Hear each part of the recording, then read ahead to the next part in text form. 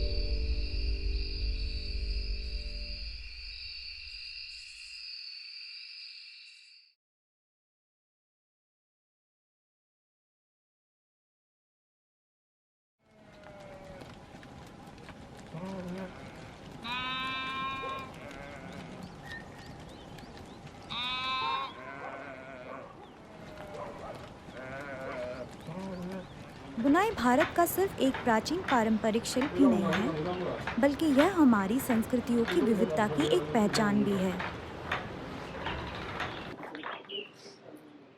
पिथौरागढ़ जिले में दारमा, ब्यास और चौदास घाटी व उत्तर पश्चिम नेपाल के कुछ हिस्सों में रंग या शौका समुदाय रहते हैं। यह सभी समुदाय सांस्कृतिक तौर पर बहुत समृद्ध है। सर्दियों के समय दारमा और ब्यास घाटी के लोग गलाती, निगाल पानी, बालवाकोट और छाछुम में आकर बस जाते हैं।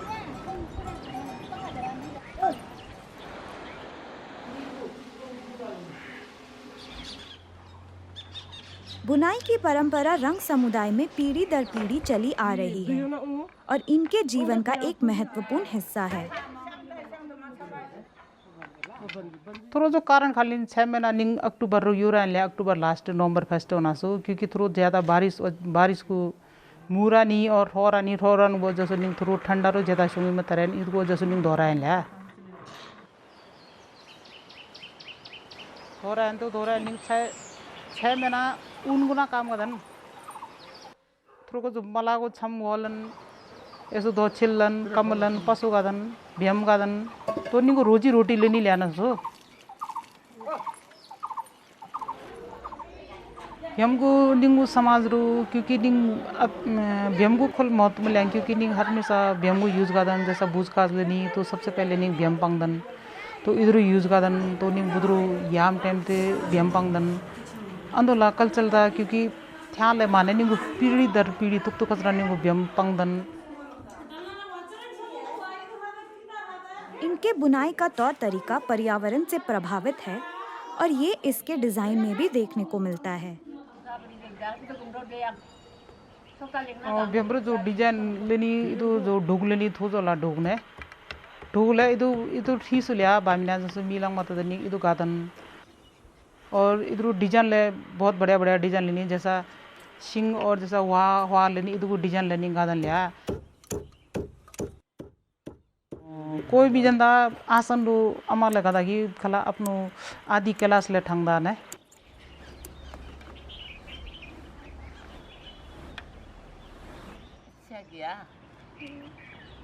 दन या कालीन के अलावा यहाँ पसो भी बनाया जाता है।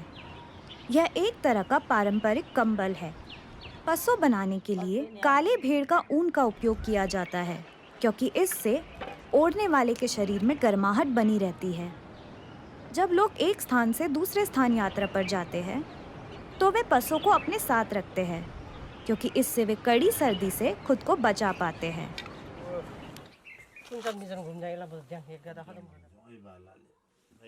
रंग समुदाय में पुरुष और महिलाओं के लिए अलग अलग पोशाक है। पुरुष लोग रंगा पहनते हैं और महिलाएं चुंगबाला पहनती है।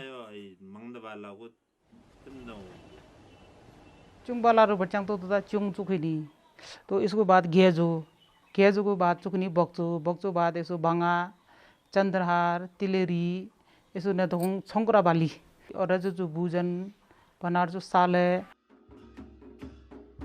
रामी को ना इंगे तो श्री डामीरान ता नासो जो है चुंगबाला जोक्षगा श्री ब्योली शागा आरती होता था ये तंजी श्री नम जोक्षगा चुंगबाला चुकता जो 4-5 टी-शर्ट रानी ले ब्योलज रखा तो इधर मुख्य चीज़ था निंगो इतना लेने की ब्योलो को मतलब शुद्धि टाइप को लेनी लिया पूजा रचुकनी जैसा निंग धर्मा पूजा हुजा से समा की दन इल्माते काफ़ी खरन है चुंगबाला ना धर्मा में चुंगबाला चुकनी और रंगा चुकनी इधर निंगो से समाज ने खुश लेनी लिया मतलब उंगलंगला जनतनी त्यो चुंगबाला अगर बढ़िया ठोंग से मां लगता लगते हैं ला खंगुरे द चुंगबाला हम जाता एक साल जी तक चुंगबाला बनते ले या ना तो सर रंग में जनता 15 दिन से दिन के था और धल काफ़ी ढील रंग में जनता में ना सुखे था लिया रंग संस्कृति जिससे संपन्न ले रंदरी ले बनियाना ने खला खाली मताल ले रंद ले लेकिन तिगरी रंग से ला खाली मताल लेना पन्नी रंग लेना फिर तिगरी मन्ना ना पन्नी लो पंचारी मन्ना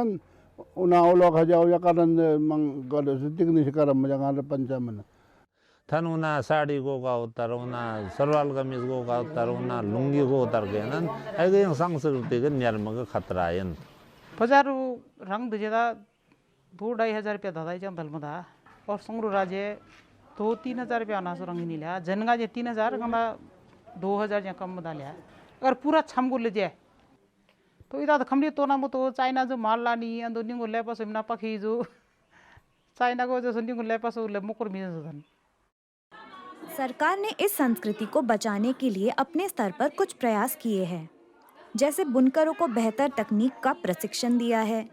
गांव स्तर पर गठित स्वयं सहायता समूहों के माध्यम से कच्चा माल खरीदने हेतु सहायता भी प्रदान की गई है। बेहतर गुणवत्ता का धागा अथवा ऊन खरीदने से अधिक वजन का व दिखने में अधिक सुंदर दन बनाया जा सकता है, जिसके अच्छे दाम मिल सकते हैं। बुनकरी धैर्य का व्यवसाय है, मेहनत का फल मिलता है, लेकिन कुछ समय लग सकता है। बाजार में प्रतिस्पर्धा बढ़ रही है। लोग स्थानीय स्तर पर हाथ से बने दन या पशु की तुलना चीन में मशीनों से बनी दरी या कंबल से कर रहे हैं। बाजार में इन दरियों, कालीनों व कंबलों का चलन बढ़ता जा रहा है। यह शंका बढ़ रही है कि पुरखों की धरोहर व उनके द्वारा दिया गया यह ज्ञान एक दिन कहीं लुप्त न हो जाए। इस धरोहर को बचाने के लिए सभी हितधारकों को मिलकर प्रयास करने की आवश्यकता है।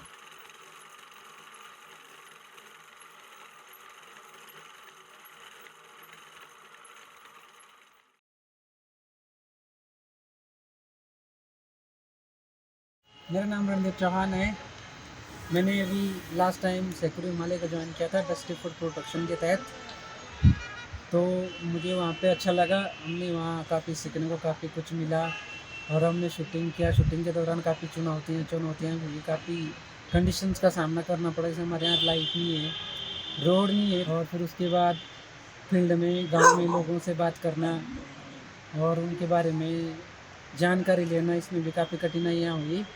और हमने मतलब गांव में जाके पूरा जो बायोडाइवर्सिटी और रहन सहन, लाइवलीहुड के बारे में पूरा हमने शूटिंग किया है।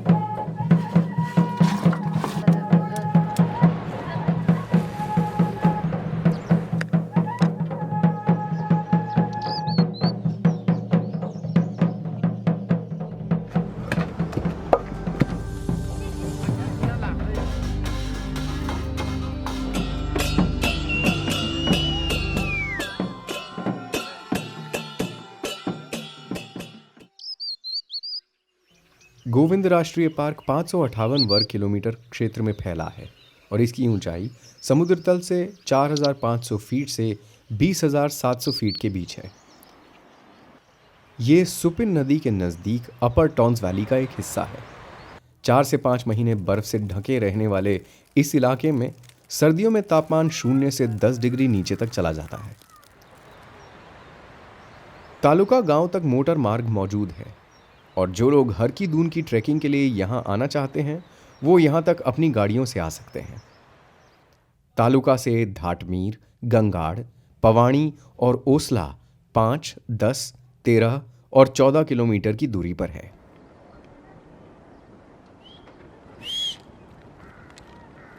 गंगाड़ गांव के लोगों को गंगाड़ी कहा जाता है।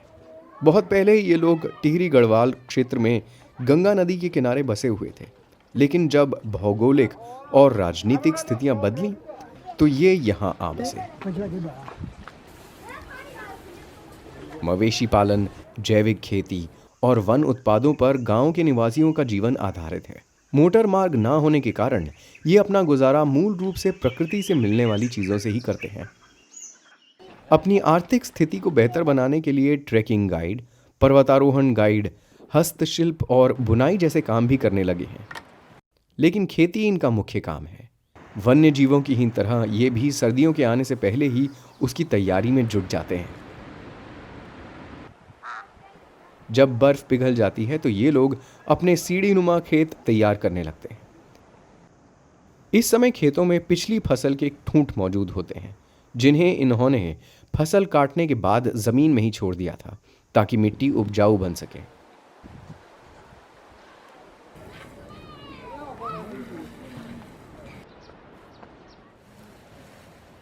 मवेशियों का गोबर खाद के काम आता है। ये खेतों में मुख्य रूप से गेहूं, चौलाई, मांडवा, फाफड़ा, सरसों, राजमा, कद्दू, मटर और आलू जैसी फसलें उगाते हैं। खेतों में सब लोग मिलजुल कर काम करते हैं। पुरुष भेड़ बकरियों को घास चराने मैदानों और जंगलों में चले जाते हैं। खेतों में हल बैल की मदद से चलाया जाता है और निराई गुड़ाई हाथ से होती है। फसल कटाई सर्दियों से पहले ही हो जाती है और अनाज निकालकर उसे लकड़ी के कोठारों में भर दिया जाता है, जहां ये काफी समय तक सुरक्षित रहता है। हमारा जो यहाँ का जो व्यवसाय है, 6 महीने बरसात के लिए हम कोटा करते हैं, 6 महीने सर्दी के लिए हम कोटा करते हैं। तो सब इसी में होता है। जो भी सामान है हमारा, छोटे मोटे आइटम ही ले जाते हैं हम ना, जैसे एक दिन के लिए ले जाते हैं घर में। अभी बनाना है तो अभी टोकरी टाइप होती है ऐसे इस प्रकार की, उसमें ले जाते घर में। उसी को एक बार बनाते फिर सुबह फिर ले जाएंगे।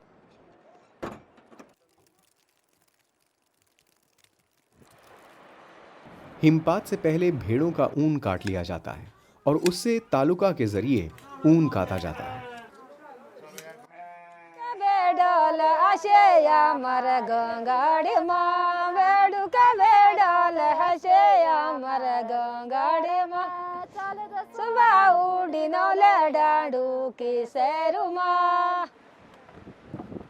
फिर उस ऊन से ये लोग कई कपड़े और चीजें बनाते हैं, जैसे फाजी, चुलती और सादरी कहलाने वाली हाफ जैकेट, गोल पहाड़ी टोपी, रंग बिरंगी बेल्ट और कई दूसरी चीजें। इन्हें ये अपने लिए और बेचने के लिए भी बनाते हैं। त्योहार में ये कपड़े खूब काम आते हैं। यहाँ के लोग लकड़ी पर काफी निर्भर करते हैं। घर हो, मामूली फर्नीचर या फिर बर्तन, लकड़ी का प्रयोग भरपूर होता है।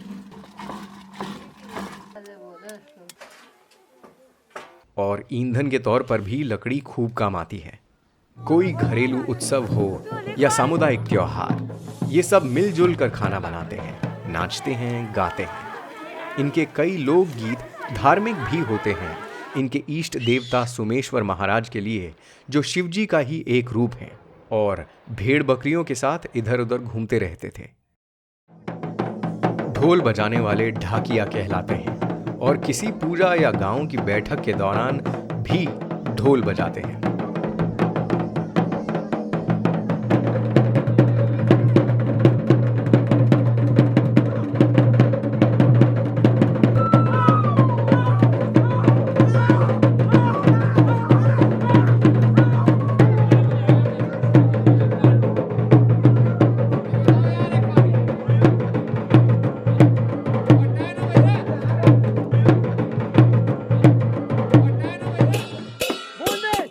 फागुन के महीने का स्वागत करने के लिए पूर्णिमा की रात एक पूजा की जाती है और अच्छी उपज के लिए प्रार्थना की जाती है।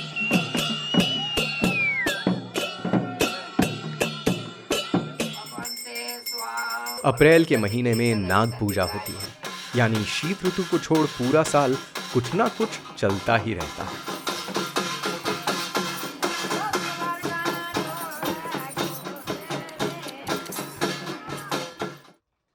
इनका आहार काफी सरल और पोषक होता है। बाड़ी एक ऐसी ही चीज है, ये आटे और मक्खन से बनती है। इसके अलावा काफुली, भांग की चटनी, चैनसू, झंगोटा की खीर वगैरह भी बहुत ही स्वादिष्ट चीजें हैं। अब गोविंद नेशनल पार्क की ओर ज्यादा सैलानियों की नजर जाने लगी है। कारण है इसकी सुंदरता, जैव विविधता, ट्रैकिंग से जुड़ी संभावनाओं में वृद्धि, बुनियादी सुविधाओं में सुधार वगैरह। लेकिन साथ ही मानव की जिम्मेदारी भी बढ़ रही है। ध्यान रखना होगा कि पर्यटन की मारामारी में कहीं ये अछूती जगह भी बर्बाद ना होने लगे। यहाँ के अनोखे जंगल, मनमोहक प्राकृतिक नज़ारे, बादलों की आंख मिचौली हमें इस आधुनिक दुनिया की आपाधापी से मुक्ति दिलाती है, लेकिन हमें भी ध्यान रखना होगा कि ये प्राणवायु हमारी अनंत पीढ़ियों के शरीर में जान फूंकती रहे, ये जन्नत यूं ही कायम रहे, सदी दर सदी।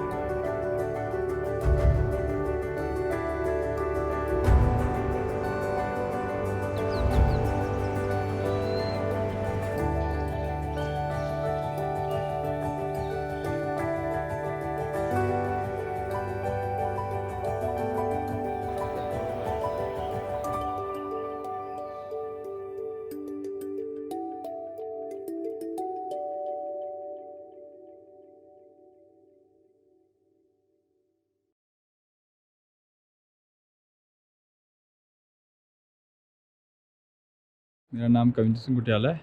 मैं धारचूला जो कि पिथौरागढ़ डिस्ट्रिक्ट के अंदर आता है, वहाँ के व्यास वैली कुटी गांव से बिलोंग करता हूँ। मुझे नई नई जगहों पे जाना, नए नए दोस्तों से मिलना, नई नई क्या मतलब लोगों से बात करना, फ़ोटोग्राफ खींचना, वीडियोग्राफी करना वो पसंद है। तो रिसेंटली मुझे ये क्या कहते हैं यूथ वीडियो फेलोशिप के बारे में पता चला, तो उसको मैंने ज्वाइन किया। और ज्वाइन करने के बाद मेरे जो स्किल थे, मतलब किस तरीके से फ़ोटो खींची जाती है, किस तरह से वीडियो में सेटिंग की जाती है, किस तरह से एडिटिंग की जाती है, उस बारे में सीखा। काफ़ी अच्छा एक्सपीरियंस लगा कि और क्या क्या जो कमियाँ रहती है उस फ़ोटो में, सेटिंग में, तो उन सब के बारे में मैंने जाना। तो मेरा तो ये मानना है कि जो वीडियो फेलोशिप है उससे मेरे स्किल्स जो काफ़ी थे उसको काफ़ी अच्छा किया है। So thank you so much.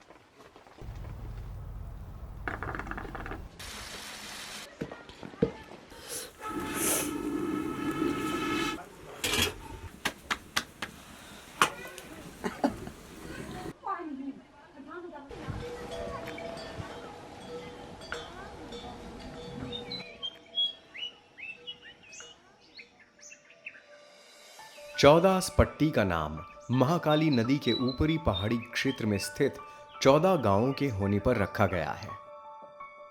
ये क्षेत्र स्थानीय भाषा में बंगबा के रूप में जाना जाता है और यहाँ के निवासी बंगबानी या चौदासी कहलाते हैं। चौदास पट्टी के प्रमुख स्थलों में से नारायण आश्रम सबसे प्रसिद्ध है। नारायण आश्रम समुद्र तल से 2734 मीटर की ऊंचाई पर स्थित है। यह स्थान प्राकृतिक परिवेश और जैव विविधता से समृद्ध है। लोग नारायण आश्रम अपने अंदरूनी शांति की खोज में जाते हैं। हल्द्वानी से होते हुए धारचूला फिर नारायण आश्रम पहुंचा जा सकता है। चौदास पट्टी के 14 गांवों में से एक गांव सिरखा है, जो नारायण आश्रम से लगभग 7 किलोमीटर की दूरी पर है। नारायण आश्रम से सिरखा गांव के लिए 6 किलोमीटर का एक ट्रेकिंग मार्ग भी है। ज्यादातर पर्यटक ट्रैक करना पसंद करते हैं ताकि वो प्रकृति का आनंद ले सकें। इंग सिरखा सुन करीब 80 परिवार निशिने तो ज्यादातर बाहरी अन्य कम ना गांव को अन्य मतलब जैसे सिरखा सिरदंग रुंग लेतने अचंग अलावा अतिजंग यो बंगबा ते तपोते कुरीला ते सुनासुंग इना इंग इदों तंद न नजर को तंद वाला गांव इंग सोंगकोंग जोने पियालियन खैर पट्टी यांकी पट्टी पायर पट्टी और ततो पट्टी।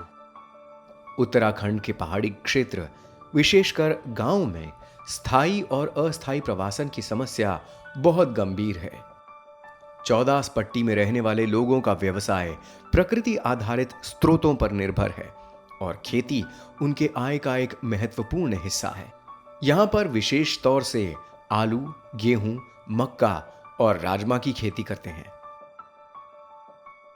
बेरोजगार मतन ने इंग सोंग को रोजगार का मन ने खेती बाड़ी शुंग मचारे खेस बंदर हंदर से खेरी मताते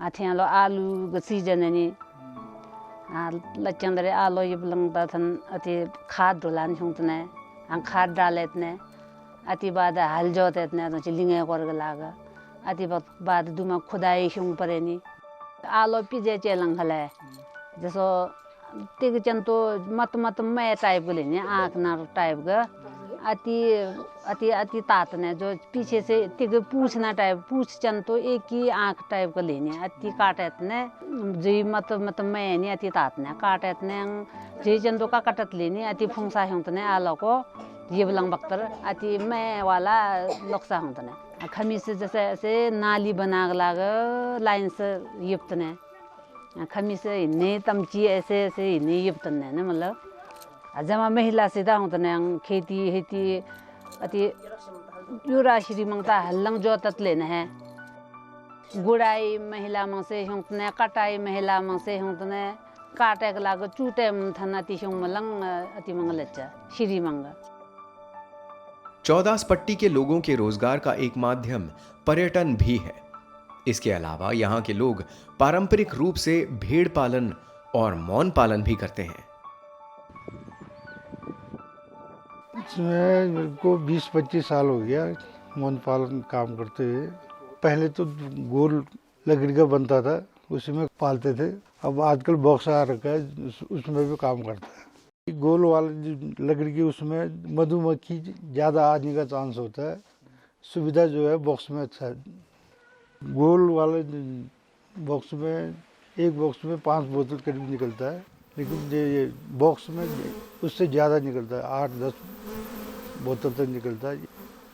बनने में इसमें 2 टाइम लगता है, एक 3 महीने में तैयार होता है, उसमें आज एक 6 महीने लगता है। गोल वाले में तो उसमें अब खोखला लकड़ी काट के लाते हैं, उसमें से फिर बाद में अचार से छील के अंदर को खोल के सफाई करते हैं, तब बगल से ढक्कन लगा के छेद करके तब उसमें मधुमक्खी पालते हैं। चौदास पट्टी के गांव अपनी संस्कृति और परंपराओं से समृद्ध हैं। यहाँ का कंडाली त्योहार काफी प्रसिद्ध है। जो प्रत्येक 12 वर्षों में आयोजित किया जाता है। ये त्योहार अगस्त और अक्टूबर के बीच मनाया जाता है, जो कंडाली फूल के खिलने का समय भी होता है। इसके अलावा यहाँ कई सारे पूजा और त्योहार मनाए जाते हैं। यंग स्पेशल लचंग पौधे से संगठन माना है। उसके बाद छिपा पूजा अक्टूबर नवंबर को जैसा पूजा लेनेगा पूजा सुंगतने ता पूरा गांव वाला मंग हुईतने पूजा सुंग लाग चाहा खिलातने चाकू सुंग शादमती हुं खिलातने तो बचत श्यामा इन सुखाचने झाड़ू दंगचे हाँ झाड़ू को अति सुखाचे तो श्यामंग थन जाल लेने है दमती हमती सुंग। यहाँ के लोग सर्दियों के मौसम में क्षेत्रीय प्रवास नहीं करते हैं। जो लोग गांव में रहते हैं वे साल भर अपने पैतृक घरों में ही गुजारते हैं। थन आदि बादल रे तंची थन गुंछरानी लेग लागा अक्टूबर नवंबर को लिंगे में दंची ची इकट्ठा सुंग परेनी मी दंची शिन इकट्ठा सुंग परेनी आतंची जाड़ो को ती रोहराम को बाद ती लिंगे लोग तो दाम मी जाम लंकाम से लनहन लंग मलते से खेत कुछ ना जेता चौनाची मंगा यही कहना चाहूँगा कि भाई यंग संस्कृति मुहिम ले तो जेता यंग रंगबोली मुहिम यंग थाती ले यंग प्रथा ले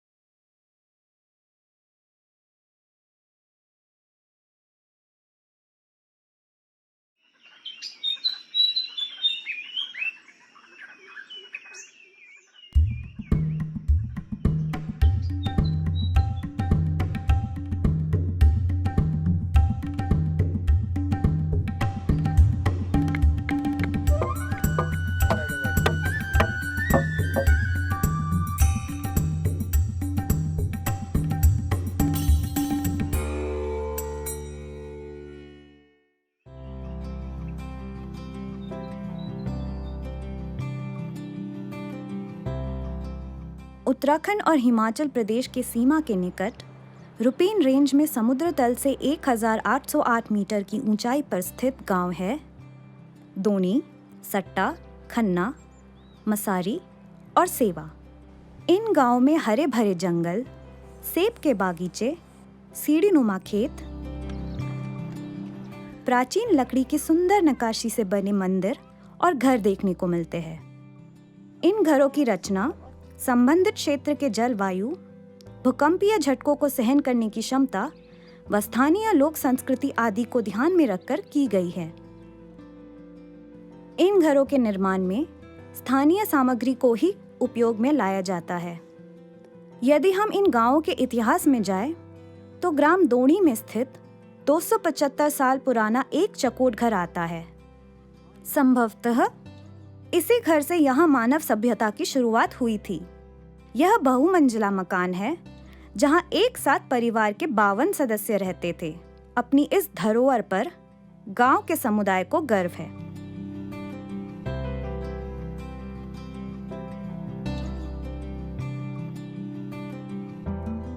मकानों का लेआउट सरल है। एक चपटा उठा हुआ मंच जिसमें लकड़ी या मिट्टी से बना फर्श है। घर के कुछ हिस्सों को पत्थर के स्लैब के साथ बनाया जाता है, जो कि मौसम के अनुसार घर के भीतर के तापमान को नियंत्रित करने में सहायक होता है। लकड़ी के ढांचे के सहारे पत्थर से बनी दीवारें हैं, जो भवन को मजबूती प्रदान करती है और साथ ही इसे लचीला भी बनाती है, ताकि यह भूकंप के झटकों को अवशोषित कर सके और कंपन में मजबूती से खड़ा रहे। घरों के सामने और पीछे के भाग में नालियां है। घरों की बनावट ऐसी होती है कि उसमें अधिकतम धूप आ सके। तो यहाँ पहाड़ी इलाका है, इसीलिए जो है यहाँ लकड़ी के घर बनाए जाते हैं। इनमें ना तो सर्दी में ज़्यादा सर्दी महसूस होती है और गर्मी में ना ज़्यादा गर्मी महसूस होती है। घर बनाने में जैसे चीड़, देवदार, इनकी लकड़ियाँ ज़्यादा यूज होती है। और जैसे लकड़ी का और ये पत्थर का जैसे इस पे जोड़ों पे पत्थर लगाते हैं और इसके बहुत सारे ज्वाइंट होते हैं, खूंटे कुंजी बहुत सारे वो लगते हैं इसमें। तो जैसे भूकंप से हिल भी जाएगा तो आसानी से गिरने का खतरा नहीं रहता इसमें। डालदार इसलिए बनाई जाती है कि जैसे सिलेटें लगाते हैं पत्थर की, तो अगर इसको सीधा रखे तो पानी अंदर आ जाएगा सारा। और अब ऐसे कि नए सिस्टम से अब कुछ बदलाव ला रहे। पहले दरवाजे भी छोटे इसलिए बनाते थे कि बर्फ ज़्यादा गिरती थी इधर, इसलिए गर्म रहती है मकान। और जो अब के नए अब ऐसे कि थोड़ा कुछ बदलाव भी आ रहा है, तो मकान भी वैसे है कि ऊंचे दरवाजे बना रहे हैं 5-5 फुट के। आमतौर पर घरों को समुदाय के पेशे से जुड़ी उनकी जीवन शैली के अनुसार बनाया जाता है। भूतल को गोठ, पंड या गौशाला कहा जाता है, जहां जानवरों के लिए एक आश्रय स्थल और कोठार है। कोठार अर्थात अनाज को सुरक्षित रखने का एक भंडार गृह। गोठ के ऊपर कुछ घरों में मवेशी या चारा रखने के लिए एक और मंजिल होती है। लिविंग फ्लोर को मात कहा जाता है, जिसमें छोटी खिड़कियां, दरवाजे, अलमारी, फड़की और बालकनी होती है। हमारे यहाँ कोई मनोरंजन का सिस्टम नहीं है, तो लकड़ी के घर में हमने मनोरंजन के लिए स्पेशल एक, जिसको हम फड़की कहते हैं, उसको बनाया गया है। उसके ऊपर जो हम बैठ के वार्तालाएं या बातें कर सकते हैं। जैसे हमारे मेहमान आएंगे तो भी वहाँ पर बैठ सकते हैं और बातें कर सकते हैं। पहले के समय में भवनों के निर्माण में बहुत अधिक कठिनाई होती थी।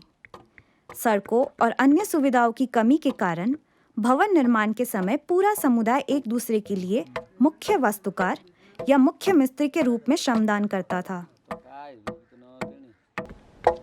अपने खेती बाड़ी का काम करता हूँ और थोड़ा मिस्त्री काम करता हूँ और 15 साल हो गए मेरे से लकड़ी काम करते हैं। मेरे दादा परदादाओं ने ऐसे काम किया और तब मैंने अपना काम सीखा। जैसा जिम्मेदार बोले तो काम करी नहीं हमें। अब छोटे दरवाजे डालने, बड़े दरवाजे डालने, 3 मंजिल बनाना है, 2 मंजिल बनाना है, तो इस तरह से हम बना सकते हैं।